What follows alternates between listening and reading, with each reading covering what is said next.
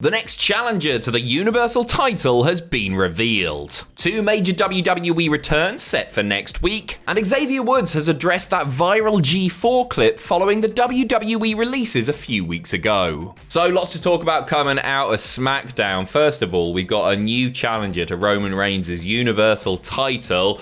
He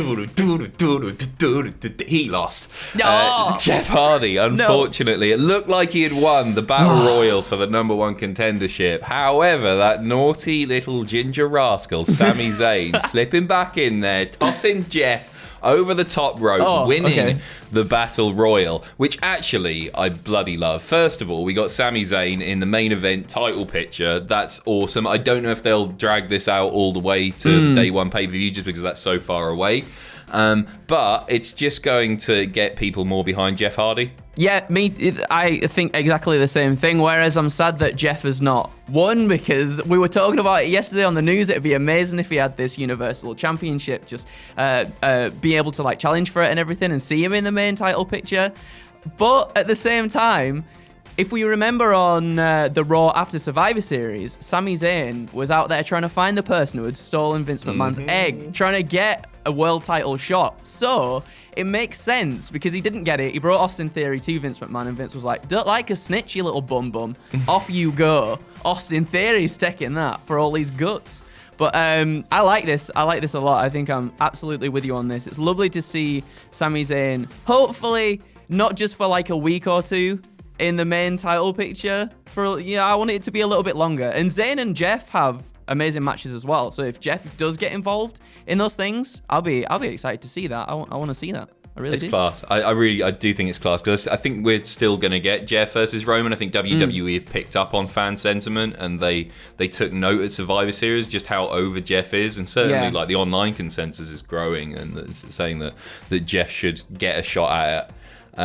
So I think we'll probably get both. Maybe we'll have a nice little triple threat. I think they'll probably save off the Sami match until the Christmas-ish episode of SmackDown. I think they can build something nice there. But then again, you've got maybe that ends in shenanigans. Jeff gets involved or something, and then at the day one pay-per-view you get a triple threat or suit-in. Who knows? Ooh. But however, Sami Zayn didn't have much time to celebrate, because while he was in the ring and he's buzzing about it, Kayla Braxton goes to interview Zayn, but she received breaking news in her earpiece, and she announced that Brock Lesnar's suspension is over, which throws a major spanner in the works, even with regard to what we were just talking about, really. Hey, make it a fatal four-way, that's fine by me. My God, so Brock Lesnar, his suspension is over. He will be at SmackDown next week. This is a week earlier than was originally planned, or what we thought the plans were, at least, because the venue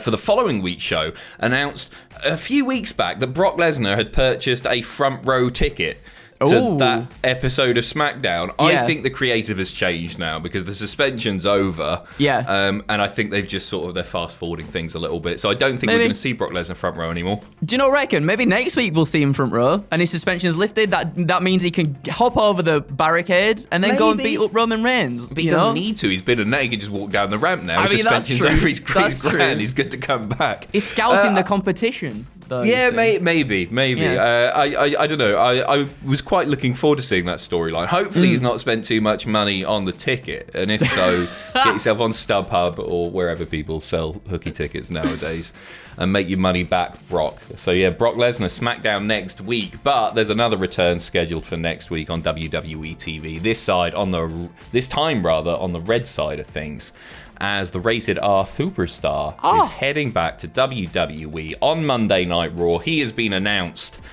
We've not seen him. His last match, Rollins Hell in a Cell match at Crown Jewel in October, so it's been a little while. We sort of report on these Edge returns every couple of months now. I don't know if it counts as a return. It is a return. It's a return. But I'm looking forward to seeing him. No real indication of what he's going to be doing next. But also on Monday Night Raw, this coming Monday, 2 big old matches, right? Seth Rollins versus Finn Balor, which is beautiful, obviously. Well into that.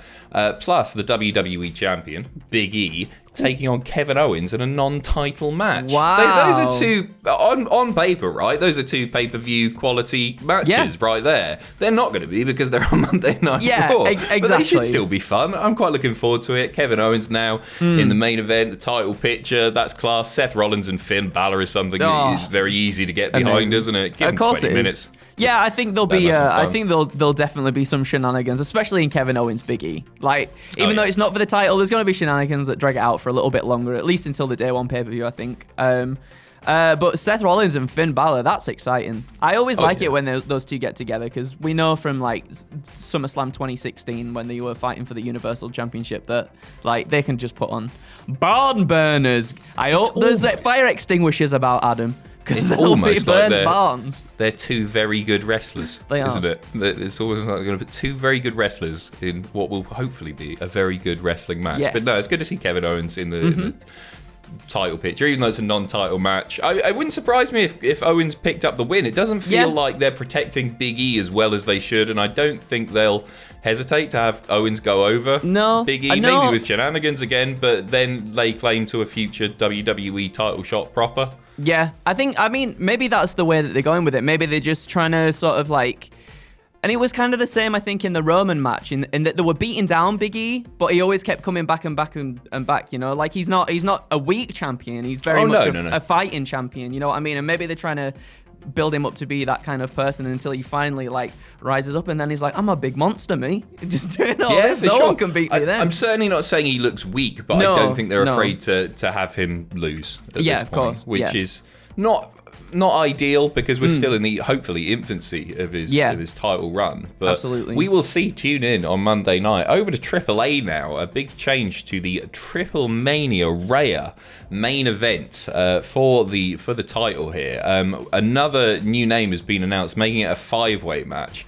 So it's going to be El Hijo del Vikingo versus Bobby Fish versus Samurai del Sol, the former Kalisto, of course, versus Jay Lethal versus, and this is the addition here, Bandido. So Bandido took to social media. Yeah, it's just going to be a class match. I've seen a lot of people. Bandido took to social media saying he's going to be there. He's got the belts with him and everything. It's an odd one politically, because obviously under contract to Ring of Honor, and he would be until the end of the year. However. And there's been various sort of political stuff before with Bandido not working AAA. But the ROH deals, which last until the end of the year, despite the releases, of course, are only for the US and I believe Canadian markets. So it doesn't quite count here. So he's good to go. Yeah. I've seen a few people unhappy with this, saying that somebody else on the AAA roster maybe deserves the opportunity a bit more than Bandido, but Bandido's got name value. I see why they want to do it, and you've got other non-AAA contracted wrestlers in there as well. I just think it's a nice exhibition match to crown a champion. Yeah, me too. And you know, there's people in there as well, especially Bobby Fish, who's kind of just been like on a trajectory. He's been on a tractor. He's been on a tractor. That's like he's off to AAA, just on his little blue Ford, whatever they call tractor. Like Eddie Guerrero in the Lowrider. Yeah, exactly. He's gonna come out on a tractor, Wario, and all that, like a pirate apparently. It's nice to see people getting a show in at these kinds of things. Like, this is such a big thing, and Bobby Fish, as I said, he's been on a trajectory since leaving WWE, and it just seems like it's going up and up and up for him. So it is nice to see people like this being put into these big title matches. I really do enjoy that. I can see people being like, maybe there should have been more AAA talent in this match, but at the same time, you know, it's a good way for, if someone outside of the company wins the belt, like Kenny Omega, for someone finally to build up a huge star in AAA and then to finally have them topple that person that's like outside of the company. You know what I mean? You know, that would have been the original plan with Kenny, right? Of course. And it's a shame they couldn't do that. I'm not sure. Obviously, like, Kenny would have spiked buy rates and everything, and that's really what this is all about. But it is a shame that they couldn't sort of pass on some of that momentum to a new person, like proper full time on their roster. But it'll be an interesting one to see. We are finishing off Xavier Woods addressing that viral G4 clip. So cast your minds back to the releases just a few weeks ago, and a video was released of Xavier on G4. And you can see him. They're not like broadcasting proper at the time. They're not doing like a piece to camera or anything. But Xavier, while he's sat on the sofa, receives a text message, walks off, comes back, and then when they're live, one of his co-hosts goes, "Do you want to address what's just happened?" And he was like, "No, I better not." And obviously the speculation was, it was pretty obvious really, that he just received news that all of these releases had happened. That's been confirmed now.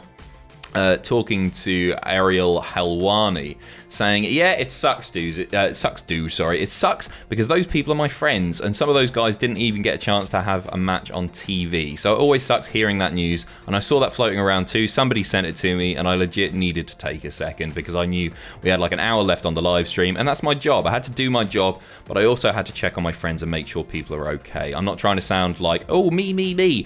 Like, no, obviously it happens. It's a job. It happens everywhere, but that doesn't make it suck any less when you aren't working with your friends anymore." Bless him. Bless him. Just not a nice bit of news to receive when you're live, is it? Of course not. Yeah, it reminds me of the time I saw the clips when Adam Cole was streaming, and then he got news of like Tyler Breeze and everybody being released too. And again, you could see how sad and upset he was in his eyes, but he didn't really say anything. Up, man, yeah, he didn't say anything on the stream. He wanted to keep it professional as well. But yeah, like, bless Xavier Woods. He's just he's such a nice person. He seems like such a nice person. And yeah, of course, it just sucks if you got news like that when you're on a live stream at work. Yeah, for sure. Props to him. Props to Adam Cole as well for dealing with it as professionally as possible. But yeah, not nice news to receive. What is nice news is the second news video that's coming up in a couple of hours, which I can't bloody wait for. We're going to record it now. You won't see it for a bit. There's a peek behind the curtain. It's all fascinating stuff here. So stay tuned, and we will see you in a little bit. Goodbye.